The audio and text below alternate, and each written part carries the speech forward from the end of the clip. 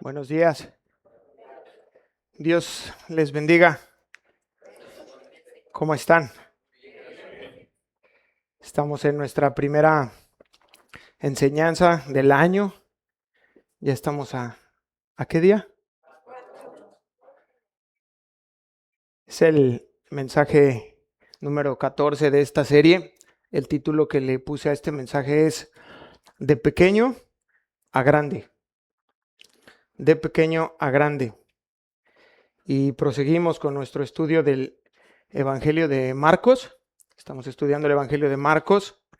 Y hoy, con la ayuda de Dios, espero poder concluir lo que muchos consideran una mañana de enseñanza de Jesús. Se cree que todo esto que hemos venido viendo a lo largo de 3 semanas, bueno, el capítulo 4 realmente, todo sucede en un mismo día. Y comenzamos el capítulo 4 cuando vimos a esa multitud de gente a pie de playa y el Señor Jesús hace de su barca un púlpito y comienza enseñando ¿qué? ¿Sí están conmigo? ¿Qué van a decir los invitados? ¿Quién está aquí de primera vez? Ok, bienvenidos. Sean bienvenidos a Casa de Oración y esperamos que Dios les hable, ¿verdad? Y también esperamos que vuelvan. Que no sea visita y debut y despedida, no, sino volverlos a ver. Enseña el Señor Jesús una parábola. Es la primera vez que Marcos documenta una parábola ahí en el capítulo 4, verso 1. Y hasta antes nunca había Marcos documentado una parábola. Una vez que ha concluido, se aparta, está solo el Señor y unos poquitos, 2 evangelistas coinciden en que solo eran los discípulos, pero Marcos dice que habían otros más allá de los 12. Se acercan a él porque no entendieron y le dicen, oye Señor, explícanos, o sea, ¿qué te referías? ¿Qué era qué o qué significaba qué? Y entonces el Señor les explica. Después que ha terminado la explicación de la parábola del sembrador, hace un espacio para darles una nueva enseñanza también en parábola, que fue la que vimos la semana pasada. ¿Se acuerdan? En donde a través de una parábola Jesús le enseña a sus aprendices que tienen que brillar, que tienen que ser luces, lumbreras en medio de este mundo que está siendo gobernado y sigue siendo gobernado por la oscuridad. Para, finalmente, en el mismo día, es lo que voy a compartirles hoy, da 2 enseñanzas más, también en parábolas, y son las que vamos a entrar de ya no podemos perder tiempo, si no, se duermen. Algunos ya están ausentes en este formato así, mire. Amén, dice. Entonces, antes de que se me vayan, vamos a iniciar capítulo 4, verso 26, sin más preámbulo. Y es la parábola del crecimiento de la semilla. Si no trae Biblia, pues qué pena. Va a la guerra sin fusil. Aquí le compartimos un armamento. Verso 26, decía además, ya es familiar para nosotros esta frase. Decía además 2 puntos, así es el reino de Dios. Está Jesucristo hablando. Como cuando un hombre echa semilla en la tierra y duerme y se levanta de día y de noche y la semilla brota y crece sin que él sepa cómo. Porque de suyo lleva fruto la tierra, primero hierba, luego espiga, después grano lleno en la espiga, y cuando el fruto está maduro, enseguida se mete la hoz, porque la siega ha llegado. Esta parábola es única. ¿En qué sentido? Nadie más la documenta, nada más Marcos. No la vas a encontrar en Lucas, tampoco en Mateo y tampoco en el Evangelio de Juan. Solamente en Marcos. Y viene a ser como la continuación de la parábola del sembrador. Es decir, aquí ya el Señor Jesús ya da por entendido que todos saben de lo que está hablando y específicamente está hablando del cuarto terreno. ¿Se acuerdan en Marcos 4:8, la buena tierra? Ahí dice donde cayó esa semilla y dio fruto, la buena tierra. Y dio fruto, pues brotó y creció y produjo.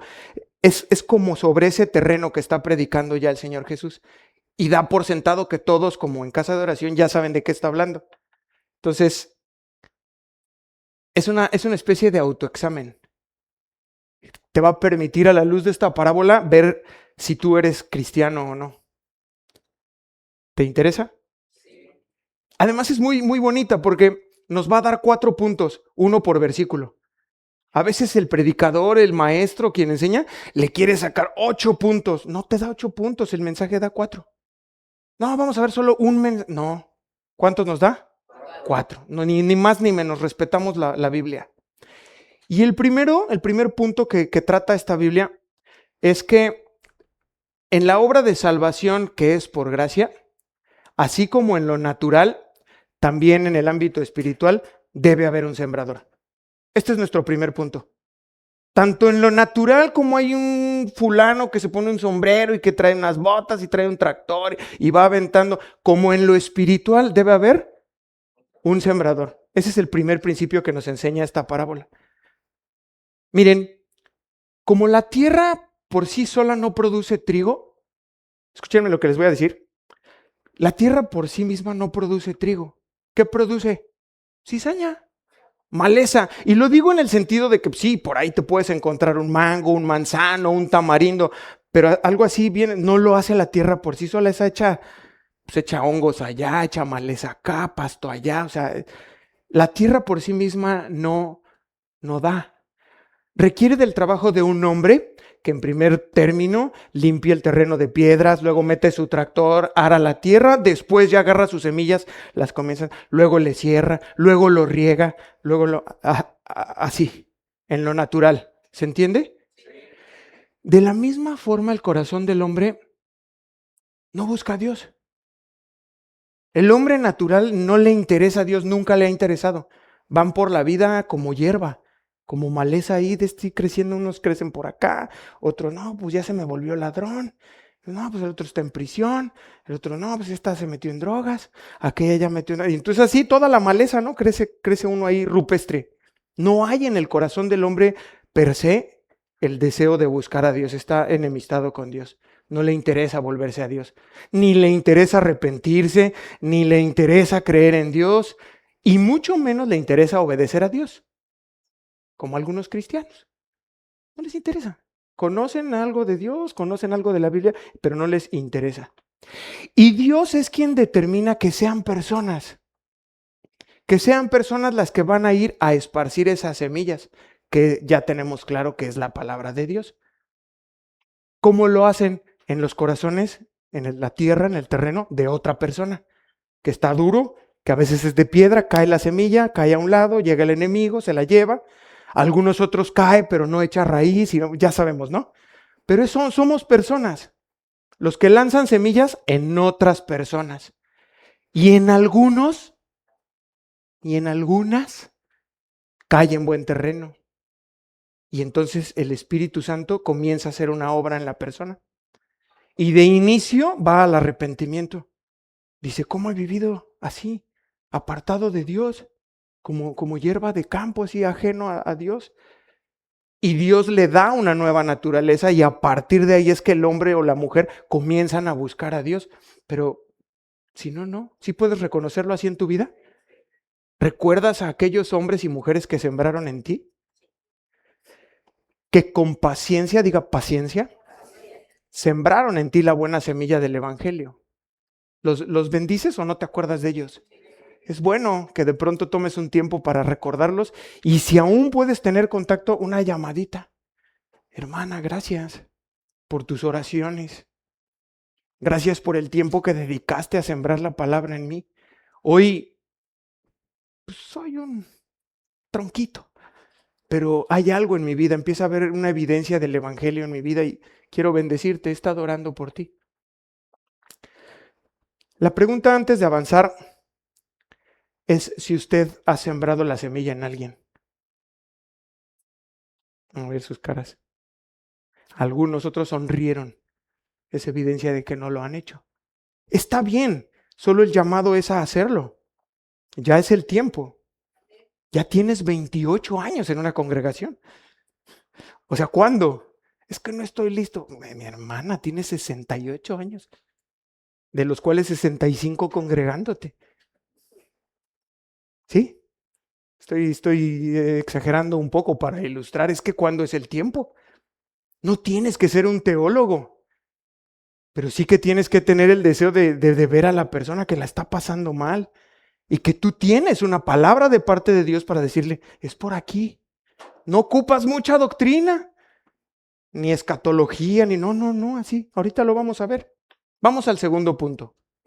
Así como en lo natural, también en el ámbito espiritual, hay mucha gente que se aleja de la comprensión y el control del hombre. Fíjate lo que dice el verso 27. Y duerme y se levanta de noche y de día, y la semilla brota. Y crece sin que él sepa cómo. No vamos a perdernos en esto que de día y de noche y que duerme y no. El punto importante es que crece sin que él lo sepa. Y ese es nuestro segundo punto. Exactamente igual que en el ámbito natural, sucede en lo espiritual. Hay mucho que usted y yo no comprendemos de cómo se da ese crecimiento. Ni siquiera el agricultor más sabio, hermanos, puede explicar cómo sucede. Él va y hace lo que tiene que hacer y siembra y cierra y riega y si hay que ponerle un toldo, pues le pone un toldo, si no, del sol directo, pero él se va y se duerme. Y pasan los días y pasan los meses, llega la lluvia y él de pronto sale y ya están sus milpas. ¿Sí se llaman así? Caña de azúcar, no sé, pero ahí están. Explícanos cómo sucedió. Lo mismo ocurre espiritualmente. Tú vas y predicas y se te duermen y otros sonríen, otros no están, otros están ausentes, pero algunos por ahí comienzan a crecer. ¿Cómo ocurre? No lo podemos explicar. Es un misterio y eso es lo que dice el Señor Jesús. ¿Tú puedes ordenarle a alguien que crezca la semilla? Tú lo riegas.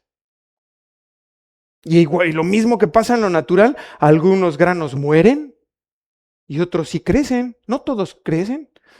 Siembra 100 semillas y por ahí salen uno o dos. ¿Por qué? No sabemos. Y yo vengo y les predico y algunos se duermen y otros escuchan y otros reciben y no, qué buen mensaje y tal, y lo aplican a su vida y comienzan a crecer. ¿Explicarlo? No puedo, no sé cómo sucede. Primera Corintios 3:7 dice, así que ni el que planta es algo, ni el que riega, sino Dios que da el crecimiento. Y muchos de ustedes están aquí y yo no sembré, yo estoy cosechando. Más de la mitad venimos de otros ministerios. Algunos me los dieron así dobladitos, otros con triple rama, ahí traen unas enseñanzas medias creepy.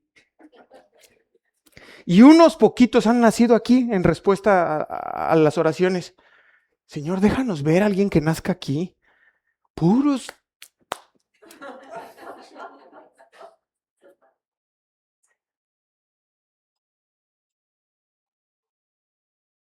Y yo estoy cosechando lo que otro sembró. Y también estoy a lo mejor sembrando y mañana les entra un rollo que ni pasa casi, pero pastor, nos vamos. Y se van. Y en otra congregación los van a regar y, ya me cayó el 20 del pelón. Sí, no estaba tan loco. Regresamos, sí, pues y ya vienen. Pastor, pásate, bienvenido. Y ya llevan 3, 4 vueltas. Pero son bienvenidos, o sea. El punto es, Dios es el que da el crecimiento. Tú siembras, te puede tocar regarlo también y te puede tocar ver el crecimiento, tal vez no. Tal vez solo siembras, otro va a regar, tal vez tú estás regando lo de otros. Así pasa, hermanos, es un misterio. Dios lo diseñó así y no podemos explicar tampoco por qué en algunos produce efecto y en otros no. Gente se ha ido de este ministerio, hermanos, ¿saben con qué argumento? Que no es suficiente el alimento que yo doy. Está bien, es respetable. Ahora los conozco, sé en dónde se congregan y yo digo, órale, aquí sí hay buffet. O sea, ahí sí están satisfechos y todo. Está bien, es un misterio. creo que las personas nos atrevemos a elegir las iglesias y eso es delicado. Tú y yo tenemos que ser dirigidos por la voluntad de Dios. Señor, ¿a dónde quieres que esté? Y ya plantarme y dejarme de rollos. Porque se los he dicho antes y lo voy a volver a repetir. Lo que tú puedas llegar a tener aquí en este ministerio y te vas, si no lo resuelves aquí con nosotros y conmigo y con el ministerio, allá te va a alcanzar. Es cuestión de tiempo, hermanos. Es cuestión de tiempo. Se van de aquí, no, que el pastor y tal. Llegas allá y no, Los Ángeles, aquí sí está el Espíritu. 6 meses te alcanza el tema. Si era un tema con el pastor, te va a alcanzar allá. Entonces, les digo yo, hermano, hermana, es en serio, ¿eh? Está bien, vete. Yo no tengo problema, yo no persigo gente. Pero vete bien. Arréglate con el ministerio, con el líder de alabanza, no sé, con quién tengas el rollo. Y una vez que te arregles, te vas. Pero si tú te vas mal, el problema es que no sabemos cuánto tiempo toma el Señor. Les encantaría escuchar que yo les diga, en una semana listo y te vas. Puede ser un mes o pueden ser 6. Y ahí es donde no les gusta y se marchan.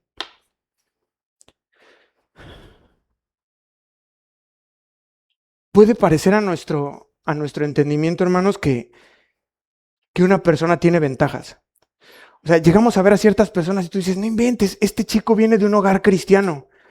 Tiene su Biblia, oran mucho por él. O sea, parece que tiene ventajas y le compartes y no quiere. Y no se da. Y por otro lado vemos personas que tú dices, uy, no, es que fíjate que esta persona ni siquiera sabe leer. No sé ni cómo compartirle. Y le compartes y reciben. Hay avidez, hay esa hambre. Eso es lo que he estado buscando toda mi vida. Dime más, compárteme más. ¿A qué hora se congregan? ¿A qué hora puedo ir? Sí, hermano, sí, o sea, sí. No sabemos. Y nuestro prejuicio a veces nos gana. El Espíritu Santo es quien debe guiarnos. Y a veces estás ahí solo escuchando una conversación y el Espíritu te dice, no, solo.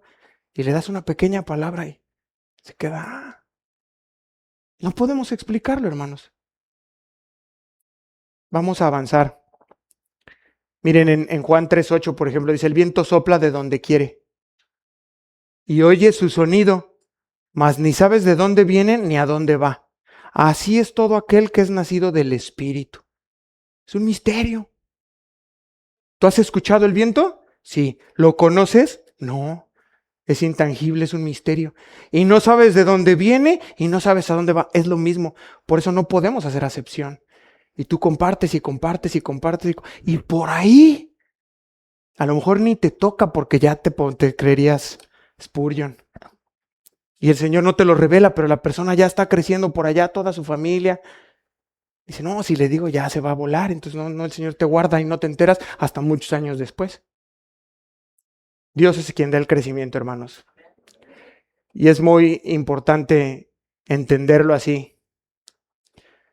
Para que tú el día de mañana no descanses en tus habilidades. Porque puedes creer que eres muy hábil.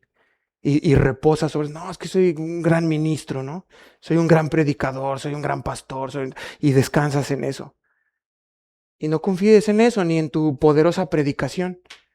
Ni en que seas el más diligente en tus tiempos diarios con Dios. Y es que yo paso todos los días, ¿por qué nadie se convierte? No tiene nada que ver con eso. De ahí no depende el éxito. No podemos forzar la parte espiritual en el corazón de las personas.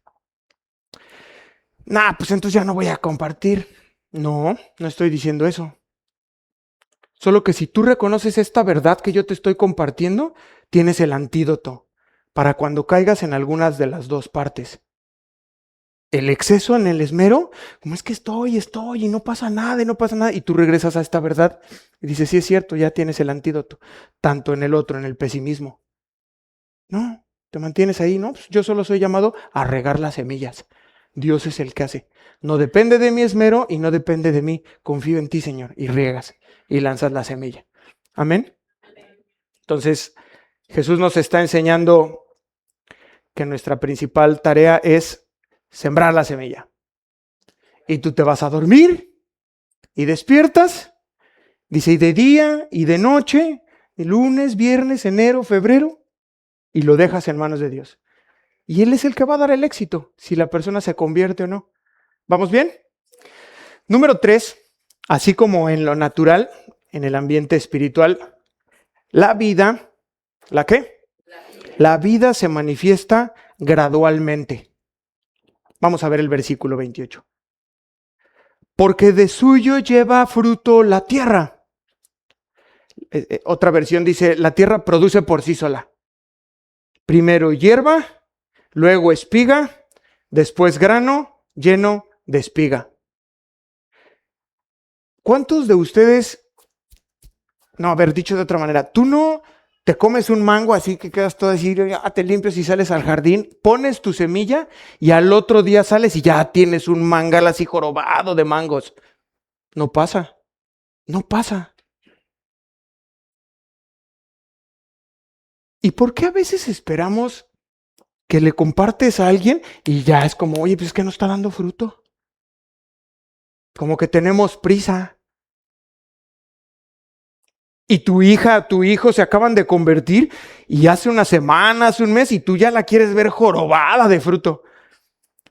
No, es que ya está sirviendo y predica y misiones y... Espérate, no es así. No es así. Y si no, recuerda tu propia experiencia. ¿Cuántos tumbos? ¿Cuántos fallos? ¿Cuántas recaídas? ¿Cuánta paciencia has requerido del Señor Jesucristo? Pero lo olvidamos. Y de pronto crees que pero como yo le compartí, ya tiene que dar fruto. No es así. No es así. Pues que yo soy el mega ungido. No es así. La Biblia y Jesús nos está enseñando que pasamos por etapas. Diga etapas. Es lo que está haciendo evidente el Señor Jesús. Porque de suyo lleva fruto la tierra. Primero, diga primero, hierba. Ahí, hierbitas. Yo veo por aquí hierbitas. Voy a pasarla. ¿Cómo se llama ese hermano, Nacho? Ah, desbrozadora. ¿Cuántos se irían en el desbroce? Bueno, no alce su mano. Primero hierba. Luego espiga. Diga luego. Coma. Después, grano. ¿Sí ven los 3 niveles? ¿Sí ven los ciclos? Ahí están, muy claros. Ningún hijo de Dios, escúchemelo, ningún hijo de Dios, ninguna hija de Dios nacen perfectos en la fe. No, lo vamos desarrollando. ¿Sí es así en su vida? Perfectos en esperanza. No, es que la está pasando, no, pero no. Vas desarrollando la fe, la esperanza, el conocimiento con relación a tu experiencia. Y por eso es que a veces te encuentras hermanos que pues tú te acercas y le dices, oh, y te dan una palabra. No es que sepan mucho, es que ya traen un camino en la fe. Han desarrollado su fe, su paciencia. No, ven, tranquilo, todo va a estar bien. Tienen paciencia, pero la han desarrollado a través del tiempo. Y todos iniciamos con cuestiones pequeñas. Lo primero, reconoces tu iniquidad.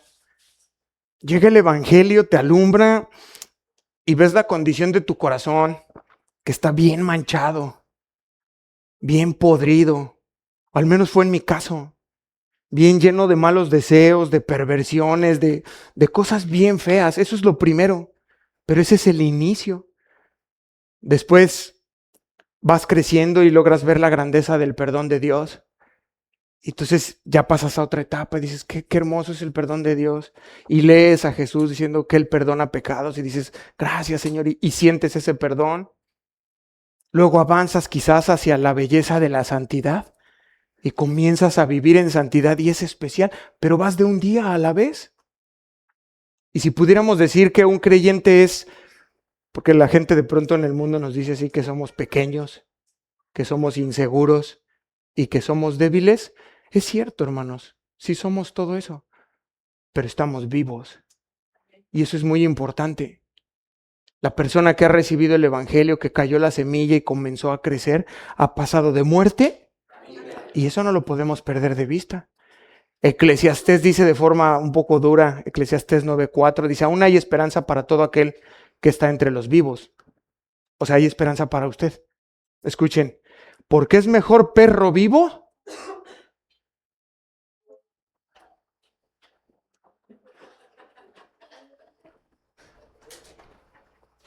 que león muerto. ¿Es mejor perro vivo? Diga, "Ruh", que león vivo, que león muerto. No, es que era un tipazo. Sí, pues está muerto y nunca aceptó a Cristo.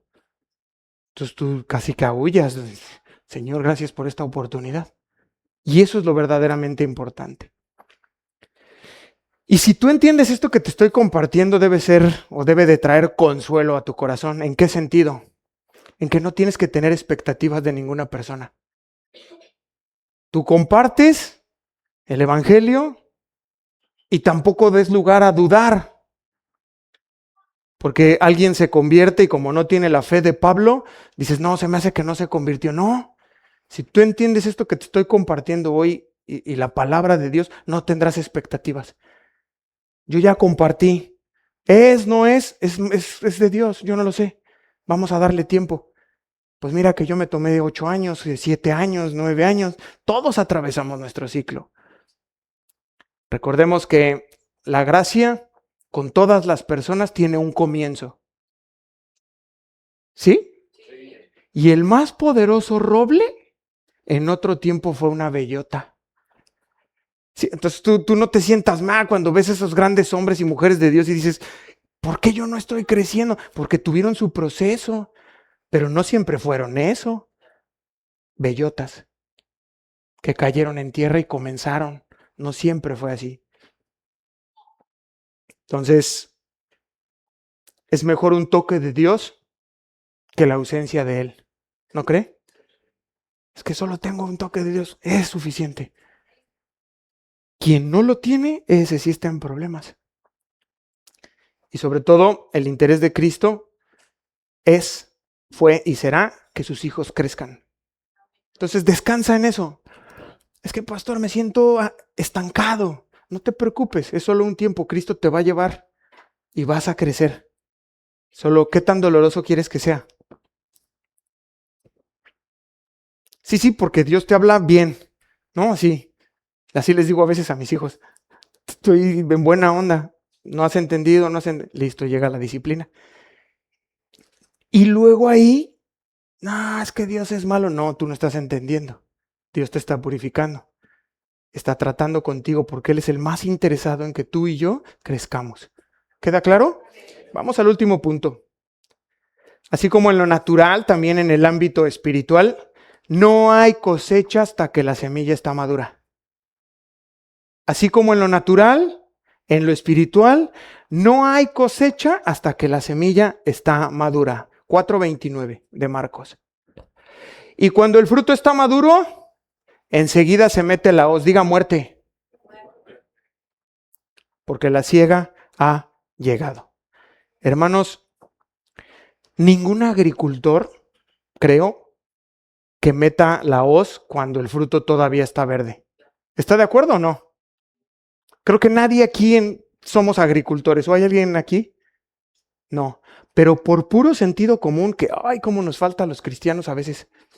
Por puro sentido común, tú sales y ves la penca, hermano Samuel, sale a su árbol de mango, de plátano, y están bien verdes. ¿Usted la corta? ¿Sentido común? Nadie lo hace. Hasta que llega la temporada, hubo un proceso, ya lo vimos. Salió el sol, llegó la lluvia, pasaron las temporadas del año y hay un momento en donde la fruta llega a su punto. En algunos lugares dicen sazón. ¿Sí había escuchado el término? Es que esta papaya está en su sazón o en sazón. Dulce, madura, jugosa, buena fruta. En ese momento se le mete el cuchillo, no antes. Bueno, de la misma forma lo hace Dios. Hace una obra en los suyos y ese creyente no va a morir sino hasta que la obra de Dios esté terminada en su vida. Y hay algunos casos en donde uno dice, oye, no, pero no, pastor, no estoy de acuerdo. Fíjate que este chico murió muy joven, esta chica. Era el tiempo de Dios. Algo iba a pasar, algo le iba a suceder, estaba siendo irreverente con su padre y con su madre, no sabemos, pero el Señor lo cortó. El crecimiento que Dios hace que suceda eso en la vida de una persona tiene una meta final, hermanos. Es la glorificación de Dios. Es decir, desde el principio, desde que te salvó, desde que estás aquí escuchando el Evangelio, tiene la meta de glorificar a Dios.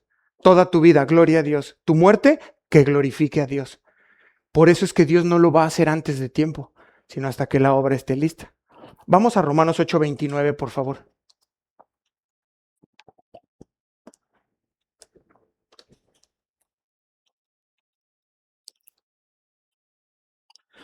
Porque a los que conoció, también los predestinó, para que fuesen hechos conforme a la imagen de su Hijo, para que Él sea el primogénito entre muchos hermanos. 30. Y a los que predestinó, a estos también llamó. Y a los que llamó, a estos también justificó. Y aquí llegamos al punto. Y a los que justificó, a estos también glorificó. Entonces, vamos a avanzar a la siguiente parábola con la que terminaría la enseñanza del día del Señor. Verso 30.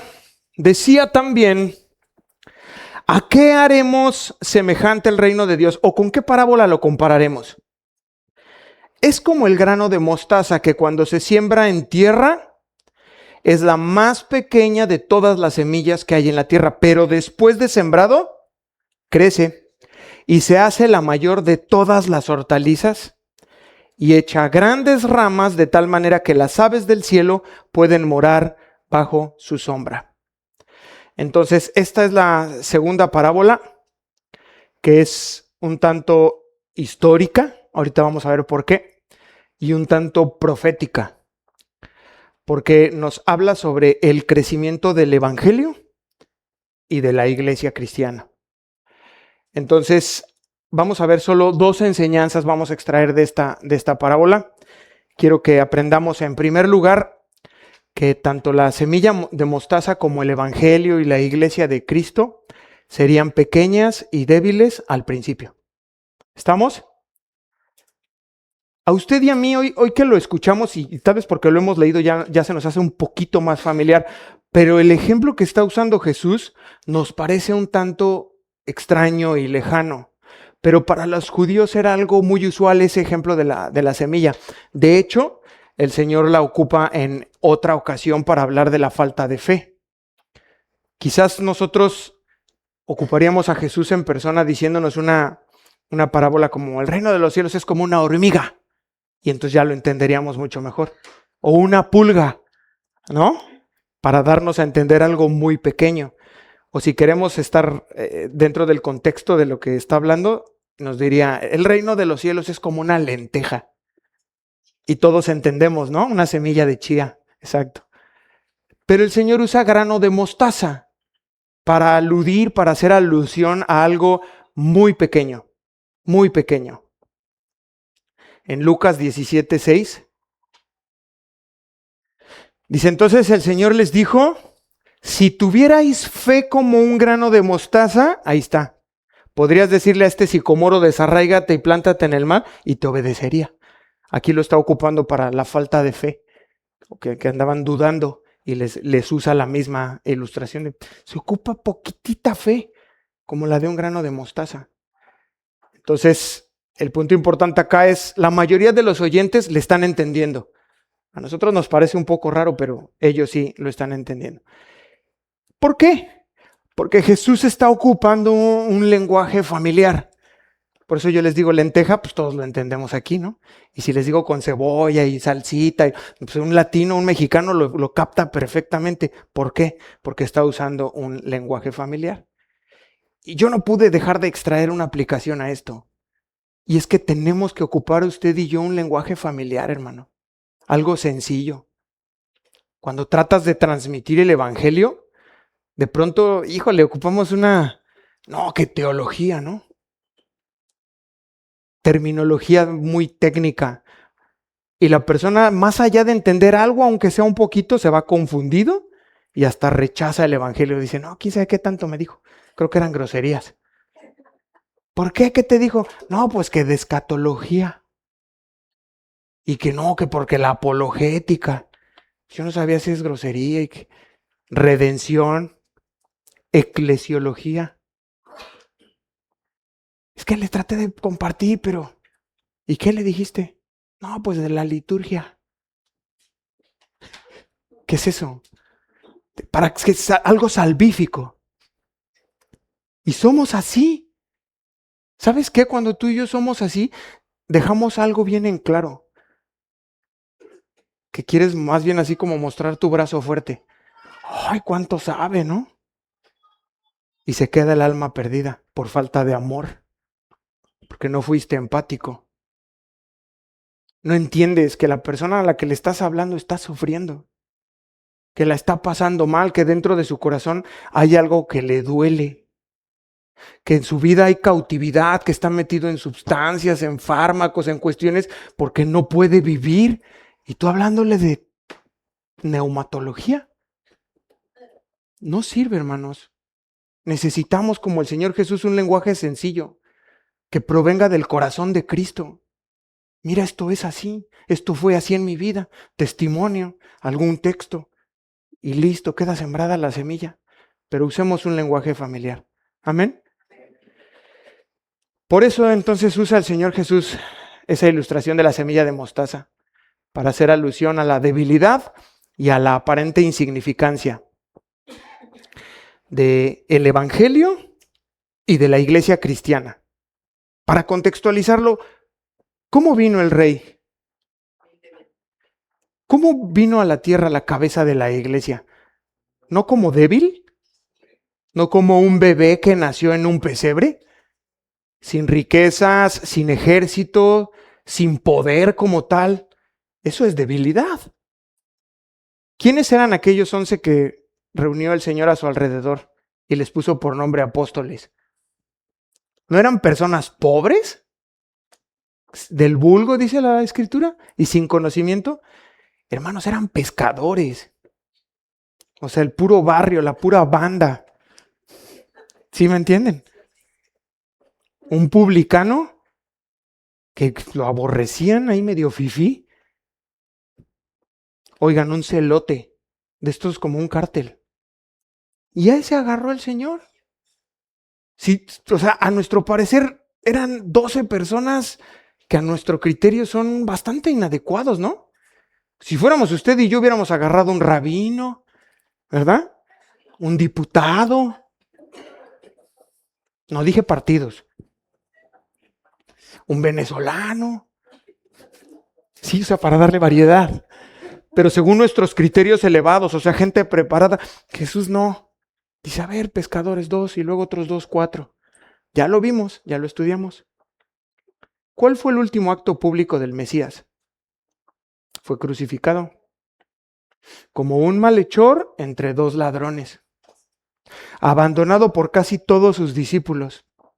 Entregado por uno de ellos y negado por otro. ¿No es esto debilidad? ¿No es eso insignificancia? ¿Cómo terminan los 11 discípulos? 10 muertos, solo Juan. Y el Señor dijo, bueno, ¿y tú por qué vas a hacer el Apocalipsis?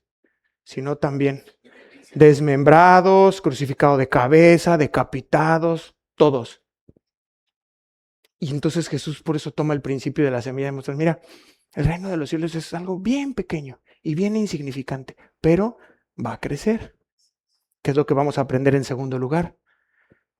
Que como la semilla de mostaza, el Evangelio y la iglesia de Cristo, una vez que es plantada, tiene que crecer y aumentar mucho. Miren el texto base. Semilla de mostaza, después de sembrado, ¿qué dice? Crece. Diga, crece. Debo crecer. Dígalo. Y dígale al de al lado, tienes que crecer. Y tú dile, ni me conoces. Miren, dice que después de sembrado crece y se hace la mayor de todas las hortalizas. Yo ni siquiera sabía que era una hortaliza. Después del Pentecostés, Pedro sale a predicar y 3,000 personas se convierten. Nomás así empezó la iglesia. Y lo podemos leer en Hechos 2:4-1. Así que los que recibieron su palabra fueron bautizados y se añadieron aquel día como 3,000. Es que no alcanzó bien a contar, pero más o menos 3,000. Quítenle 100 o súmenle 100 o 500 más o 500 menos. Tal vez era uno más. Y luego en Hechos 4:4, pero muchos de los que habían oído la palabra, ¿qué hicieron? Creyeron. Y el número de los varones era de un golpe. 3 y 5 van 8. ¿Está creciendo o no la iglesia? ¿Cómo esta iglesia? Está creciendo. Y esto era precisamente lo que el Señor Jesús estaba anticipando cuando les da esa parábola.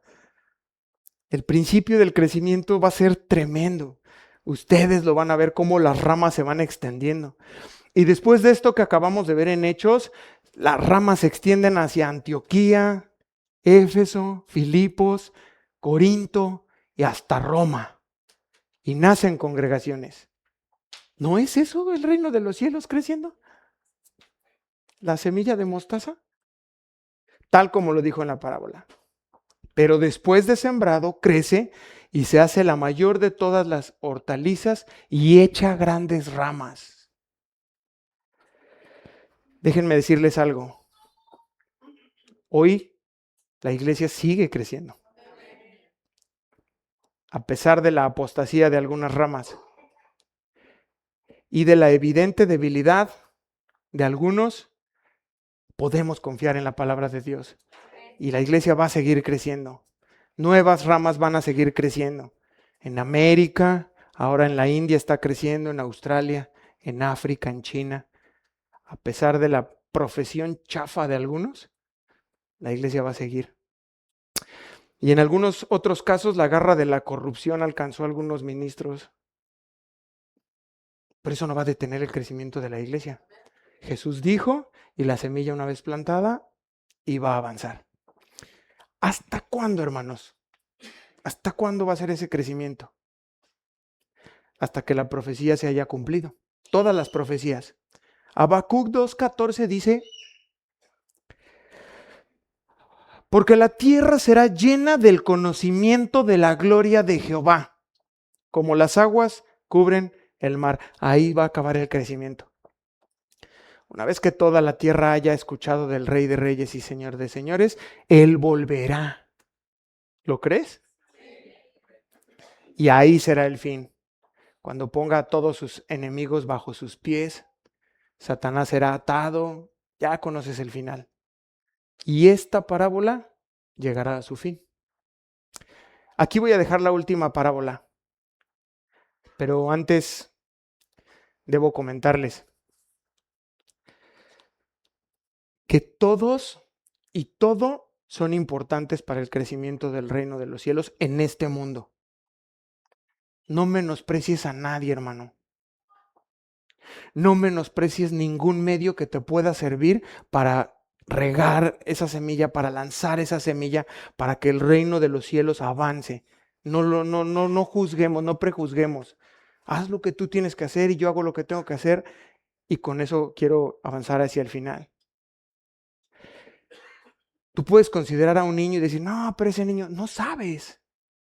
Aquel niño débil que nació en un pesebre, creció, ese bebé indefenso, hoy es conocido por casi todo el mundo. Entonces tú no sabes si ese niño que tú le compartas hoy, que le estás enseñando en la escuela bíblica, el día de mañana sea una influencia. No lo sabes. Si una conversión es el comienzo de una iglesia fuerte, no lo sabemos. Si una palabra que tú le puedas dar a alguien es el comienzo de una empresa cristiana que será de mucha bendición, no lo sabemos. Siembra la semilla. Amén. Y vámonos hacia el final. Con estos últimos 2 versículos, el uso que Jesús hace de las parábolas, Marcos 4:33. Gracias a los esforzados que están luchando por mantenerse aquí conmigo.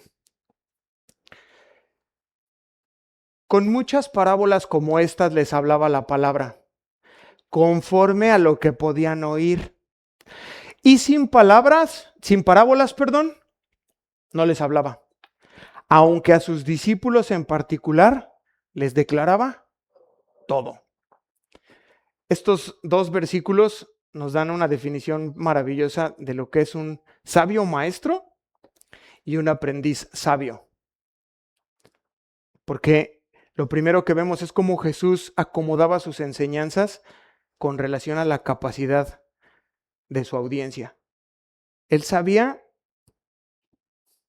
pero hay dos peligros que corremos las personas quienes enseñamos la palabra. Y no tienes que ser pastor, y no tienes que ser maestro de una iglesia, y no tienes que ser evangelista. Cualquier persona que trata de compartirle el evangelio a alguien corre dos peligros: el protagonismo y el sentimiento de superioridad. Protagonismo me refiero al peligro de estar explicando y ser tentado a ser el centro de atención. Yo lo explico a la luz de cuando vas a un museo, a una sala de arte, y está un Picasso, un Van Gogh, y hay una persona que te empieza a explicar, mira, lo pintó una noche, que estaba lloviendo, estaba deprimido, y poco a poco va llegando al centro hasta que él ya es la atención y ya tapó la obra de arte. Y a eso nos exponemos a veces, es peligroso. Y ya como sabes dos versículos y ya estás ahí, tú ni sabes bien lo que estás diciendo, pero es un peligro que corremos y tenemos que tener mucho cuidado con el protagonismo. Existen muchas formas, ¿cómo cuáles, pastor? Las luces, los reflectores, ¿no? El vestir para ser protagonista. O bien el despliegue de palabras. El gran conocimiento, ¿no? Que le hagan ver como un erudito. Y como ya lo dije, y la gente se va sin entenderte nada, pero asombrada de tanto conocimiento. Tengamos cuidado con eso. ¿De qué le sirvió a la persona que tú y yo? De nada, pero se fue asombrado. Un mensaje oscuro, muy bien elaborado, pero que la persona no logra entender nada de su condición personal y para con Dios. Se fue igual, tronada. Y el segundo peligro, les dije, sentimiento de superioridad. Es cuando el pastor, el evangelista, el predicador, la persona se pone en un pedestal. ¿Y sabe algo? De arriba hacia abajo nunca tienen éxito las cosas. Jesús nunca lo hizo de esa manera, hermanos. Y lo tenemos que entender a la luz de que siendo Dios tomó forma de hombre. ¿Por qué tú que entiendes cuánto es 1 más 1 te puedes llegar a creer algo? ¿O yo? No, hermanos. El evangelio se comparte viendo a los ojos, de pecador a pecador, de iguales. Somos iguales. Pero a veces somos tentados a ver a toda la gente como, ay, no, es que este está metido en unas cosas bien terribles. ¿Y tú? ¿En qué estabas metido? ¿En qué andas? Si proyectáramos aquí, voy a ir un mes atrás en tu vida, no voy a ir a más. ¿Qué veríamos? ¿Te daría vergüenza o te sentirías orgulloso? ¿Y por qué entonces cuando compartimos el evangelio lo hacemos desde un altar, desde un pedestal? Somos tentados a eso, hermanos. Y Jesús nos está enseñando que no hagamos eso. No lo hagamos. ¿Cuáles son las cualidades que debe de tener una persona que enseña, que comparte el evangelio? Número 1, aprendemos aquí de Jesús, verso 33. Con muchas parábolas como estas les hablaba la palabra conforme a lo que podían oír. El que enseña tiene que ser comprensivo. ¿De qué, pastor? De la parte que le está escuchando. Tienes que hacer esa conexión, esa empatía. Y muchas veces lo olvidamos. Olvidamos esto. Y queremos y creemos que quien nos escucha ya entendió. Ya entendió lo que yo ya entendí. Lo que a mí me tomó 6 años.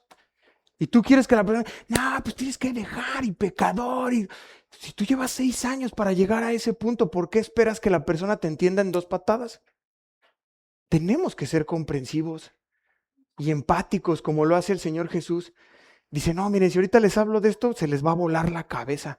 Entonces baja y a la altura les dice, miren, y en parábolas, no entendí, ven, te explico, no pasa nada.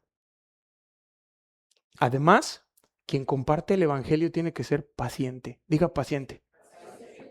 Híjole, hermanos. Todos podemos alzar la mano, ¿cierto? Somos muy impacientes.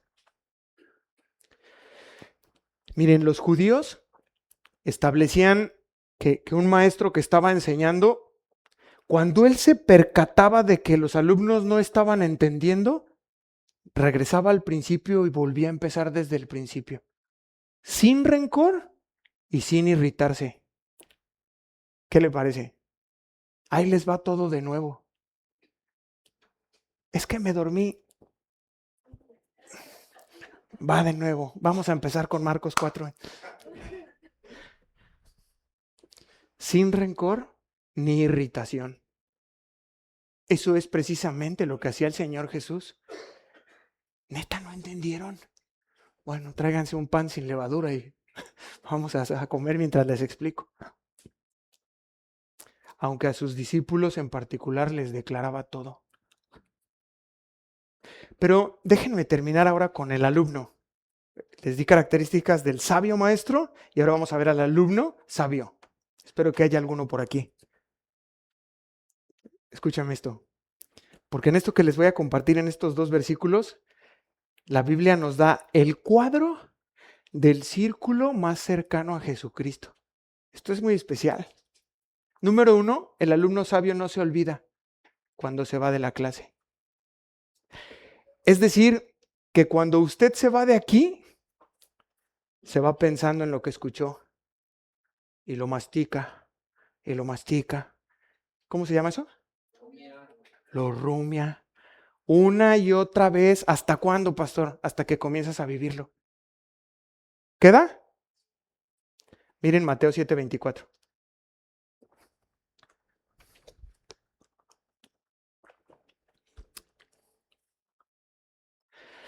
Cualquier persona que me oye estas palabras, ¿estamos oyendo? Y las hace, ahí está, vamos rápido. Le compararé a un hombre prudente que edificó su casa sobre la roca, descendió lluvia, vinieron ríos y soplaron vientos y golpearon contra aquella casa. ¿Y qué pasó? Y no cayó porque estaba fundada sobre la roca. ¿Qué lo hizo estar fundado sobre la roca? Oír y hacer. 26, pero cualquiera que me oye estas palabras y no las hace, le compararé a un hombre insensato. Espero que no haya aquí hombres y mujeres insensatas que están solo escuchando y no hacen nada. Que edificó su casa sobre la arena, ya no sobre la roca. Y descendió la lluvia y vinieron ríos y soplaron vientos y dieron con ímpetu sobre aquella casa y cayó. Y fue grande la ruina. Ojo, el énfasis de todo está en el oír y en el hacer. Ambos ejemplos tienen en común 2 cosas, que oyen y que les vino la prueba. En ambos ejemplos les dio la lluvia, vinieron ríos y soplaron vientos. Por eso muchos creyentes en el camino fracasan. Pues se congregaba porque oían nada más y no hacían. Y llega la prueba porque nos va a llegar a todos, nadie salimos de ahí, así es que diga, va a llegar, va a llover sobre tu vida, va a soplar el viento, van a pegar los ríos. La diferencia va a ser si estás oyendo y estás haciendo o solo estás oyendo. Y ahí vemos la apostasía. Es que perdió a su marido, ya no se está congregando. ¿Cómo? Eran pastores. Pastores. Es que su hijo tiene cáncer y ya no están yendo a la iglesia. Están muy enojados con Dios. ¿Que cómo Dios puede permitir? Escucharon mucho. Escucharon por años. ¿Hicieron? Nada. Entonces llega la prueba. Y ojo con lo que estoy diciendo, Pero eso es lo que aprendemos. Hay una metáfora que encontré para ustedes, que dice que las ovejas no vomitan la hierba para que el pastor vea cuánto han comido, sino la digieren y la convierten en lana y en leche. Me gusta ese silencio, creo que cayeron algunos 20. El alumno sabio se va, no para olvidar lo que ha aprendido, ni para presumir. Oh, no sabes lo que entendí el domingo. No. Se va meditando. Y llega a su casa y calmadamente descubre qué es lo que Dios le quiso decir y lo lleva adelante en su vida. Y por último, por encima de todo, el alumno sabio busca la compañía de su maestro. En la Biblia, hermanos, leemos de la muchedumbre. Llevamos viéndolo 3 semanas. Se agolpaba la gente y rompieron el techo y bajaban porque no cabía ni un alfiler. Y llega Jesús y ya sabían, y de todas las aldeas se dejaban ir y llegaba la multitud.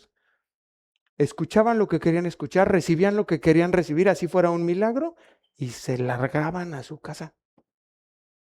Pero habían unos poquitos, que no tenían tanta prisa de irse, hermanos, sino que se quedaban con el Señor. A esos, dice nuestro texto, les declaraba todo. En la antigüedad eso era más valioso. Los filósofos terminaban su cátedra y las personas querían quedarse con ellos para ver cómo vivían, para convivir con ellos. Y era un respeto y una admiración por sus maestros. Hoy es peligroso. Tendemos a la idolatría. Ya les digo yo, sino con el pastor Chuy. Pasa, somos idólatras. Pero que sea Jesús. Que tú no te quieras despegar. Que puedas ir a su presencia y decirle, Señor, hoy entendí algo, pero quiero estar aquí a tus pies, quiero conversarlo contigo. Revélame más, decláramelo todo. El que quiere aprender de Cristo debe buscarle y estar en su compañía. Si lo haces, ganarás. No solo conocimientos, hermanos, sino la vida misma. Tienes que dedicar un tiempo cada mañana. De preferencia lo primero que hagas en la mañana. Y si no, al menos al final del día, ir a hacer un corte de caja, un balance, decirle, Señor, termino mal mi día, peleado con mi gordo. Ayúdame, que mañana no se ponga el sol sobre mi enojo. Tengo problemas con mis hijas, tengo problemas con el trabajo, y terminas el día en la presencia de Dios. Señor, hoy todo se ve muy oscuro, pero mañana seguro va a estar mejor. Necesitas la presencia de Dios, no lo tomes a la ligera. Amén. Vamos a ponernos de pie.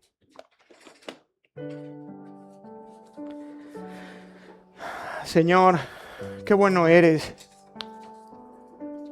Qué bueno es estar en tu presencia, Señor. No hay nada mejor para el ser humano que poder estar en tu presencia, pero muchas veces no preparamos el corazón.